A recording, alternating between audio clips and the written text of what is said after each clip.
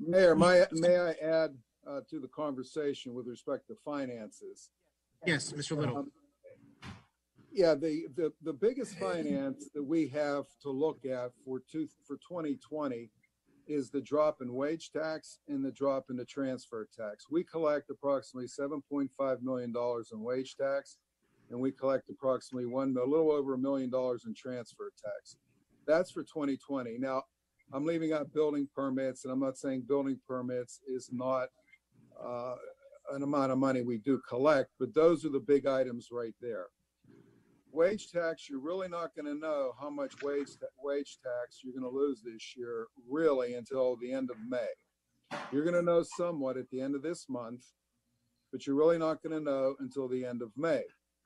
And if, for instance, we've only collected, let's say in May, we've only collected $1.5 million, then that's something to look at. But if we've collected $2.5 million out of $7 million by that time, then we may be okay.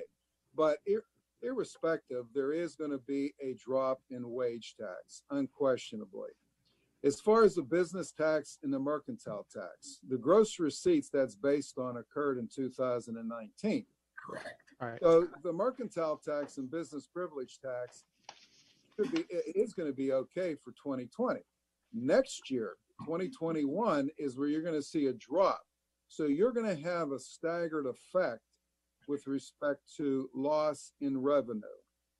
Now, I'm talking about the big revenue items. Real estate tax, you could see a drop in that, but talking to colleagues of mine, other managers, yeah, there'll be a drop, but not as much in real estate tax because everybody is paying their real estate taxes right now. And most of the real estate tax, I would venture to say 80% of it is already in escrow. Most people pay a mortgage and their taxes are in escrow, and that money is escrow, so that money is going to be paid. Now, the people that have their homes paid off and they pay their taxes themselves, you could see a drop in that.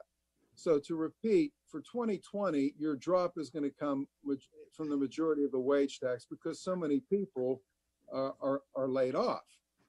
And so that is something that has to be monitored. We don't know how much of the drop is going to be. And as Mr. Aracinko is saying, and also Mr. Poach, is it prudent possibly to lay people off to save money? Yeah. But also Mr. Aracinko is saying, well, we don't know yet. We can always monitor this. And it might be at the end of May, we could have to furlough people because our wage tax has significantly dropped.